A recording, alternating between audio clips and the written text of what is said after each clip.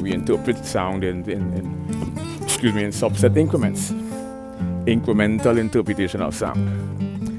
So the whole objective of this lecture is to venture into phenomena like paradoxes, ambiguity, duality, polarity, contrast, the juxtaposition of incongruity, some deep abstract linguistic concept that has been psychologically and sociologically misconstrued interpersonally in all different forms of culture. Like, why is irony, studies have shown you find far more prevalent in teens.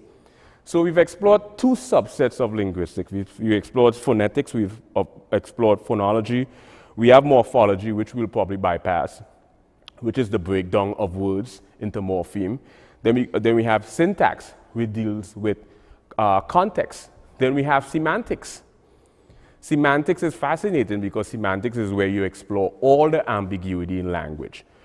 Homonym, homophone, homograph, heteronym, heterograph, polysemy, monosemy, capitonym, paronym, hyphonym, meronym, holonym, and hyphonym. Then we have pragmatics, the way in which language is used. Then you have like psycholinguistics, sociolinguistics, and the philosophical aspect of linguistics. We probably don't have...